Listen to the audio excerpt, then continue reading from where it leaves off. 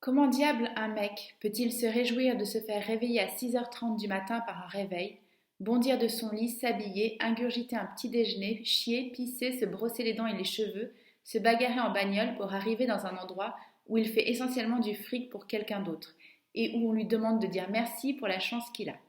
Mesdames, Mesdemoiselles, Messieurs, bienvenue dans Big Books. C'est par cette citation de Bukowski que j'ai voulu commencer cette lecture de petits extraits d'un livre que j'ai adoré de Yves-Marie Abraham qui s'appelle Guérir du mal de l'infini. Rien que le titre est sublime. C'est un livre qui explique pourquoi on est dans cette situation obligé de servir le capital, la croissance, le PIB en permanence, quelle que soit notre profession, et comment est-ce qu'on en arrive à se retrouver en situation de risquer une extinction de masse. Voilà, c'est à ces questions que le livre essaie de répondre. Je vais vous en lire juste un tout petit extrait. On pourrait dire des révolutions bourgeoises qu'elles n'ont pas aboli la monarchie absolue. Elles l'ont promise à tout le monde.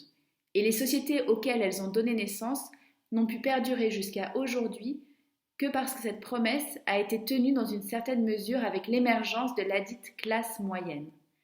Certes, le petit bourgeois est un monarque d'apparence modeste.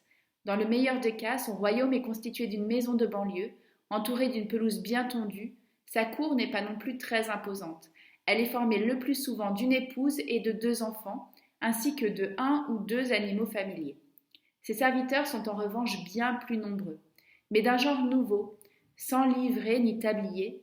Outre sa conjointe qui fait office de majordome bénévole, il tient en effet à son service une grande quantité de machines, que ce soit pour se nourrir, s'éclairer, se laver, se chauffer, entretenir sa maison et ses effets personnels, ou encore pour se divertir, se déplacer et communiquer avec d'autres royaumes que le sien. Il dispose à titre privé de toutes sortes d'engins ou de dispositifs puissants qui l'assistent dès qu'il en éprouve la nécessité et souvent sans autre effort que celui d'avoir à presser un bouton. Il doit certes leur fournir de l'énergie, beaucoup d'énergie même, mais celle-ci lui est livrée généralement à domicile ou presque, sans même qu'il ait besoin d'avoir à s'en soucier sur simple demande et en échange de quelques morceaux de papier ou d'une signature sur un formulaire. Quant à ses esclaves dociles, ils sont habituellement disponibles en grand nombre dans les environs de son château et peuvent être acquis eux aussi sans autre effort que celui de sortir de sa poche quelques rectangles de papier imprimés. Il en va de même pour la plupart des nombreux biens qu'il consomme, lui et sa modeste cour.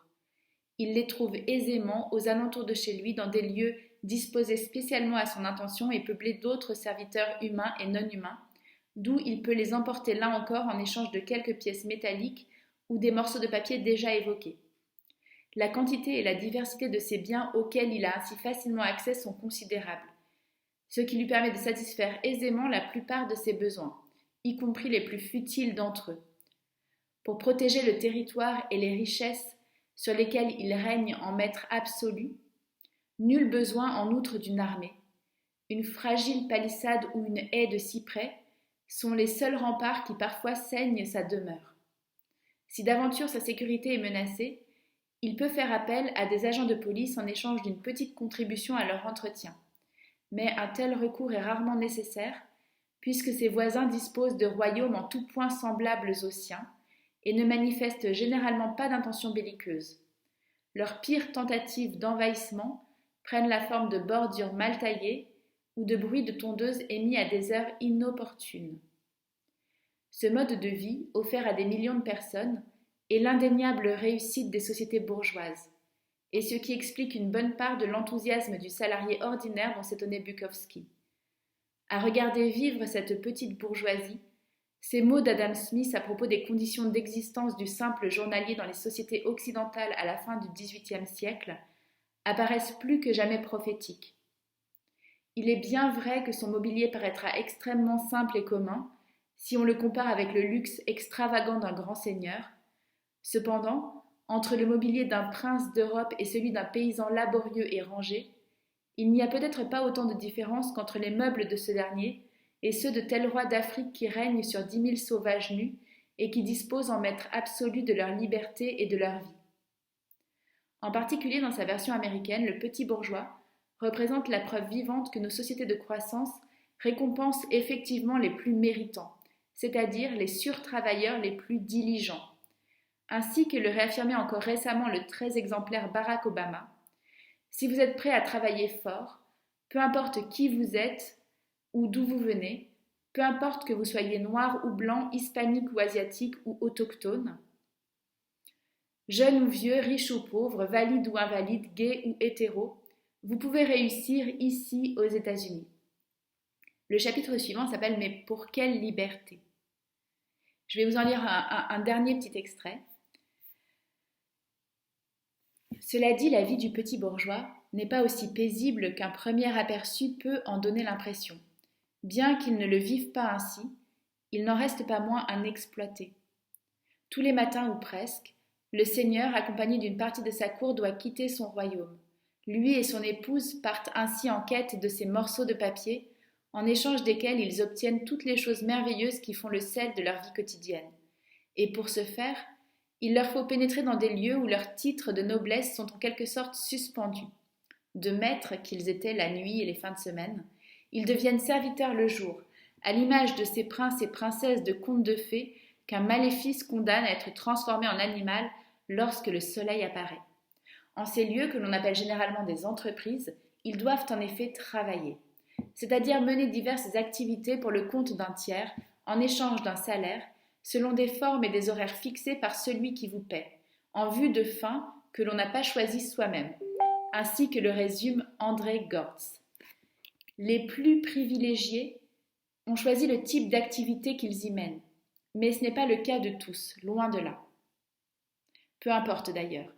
Ils ne sont pas là pour faire quelque chose qu'ils aiment, mais pour gagner de l'argent, ce qui suppose d'abord qu'ils en fassent gagner à ceux qui les emploient. Si ce n'est pas le cas, ils seront mis à la porte de ces lieux tels des déchets encombrants et devront trouver à s'employer ailleurs. Ils doivent donc se montrer avant tout performants, les plus performants possibles, pour ne pas risquer d'être remplacés par d'autres seigneurs de leur espèce. Quitte à s'épuiser à la tâche si besoin, quitte à ne plus trouver aucun sens à leur travail. Contrairement aux observations de l'anthropologue David Graeber, qui ont bénéficié d'un large écho récemment, ce ne sont pas seulement certains emplois qui constituent aujourd'hui des bullshit jobs. L'impératif de profit ou de rendement qui règne au sein de ces entreprises et dans l'ensemble des organisations qui s'y apparentent tend à transformer toute activité que l'on y mène en de la bullshit, y compris les plus intéressantes et les plus nobles qui soient a priori. Genre le mien. Le beau métier de professeur d'université que l'auteur de ces lignes a le privilège d'exercer n'échappe pas à cette transformation. Il en va de même du métier d'infirmier, d'infirmière, comme celui de boulanger-pâtissier et de tous les autres.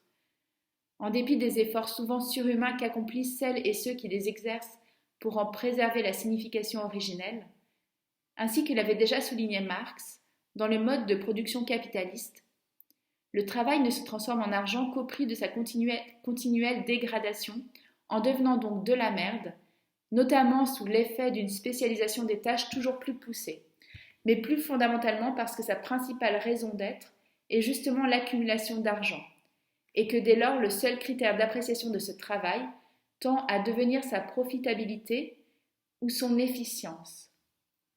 En réalité, l'expression popularisée par Graeber est donc un pur pléonasme. Voilà, merci d'avoir écouté ces petits extraits.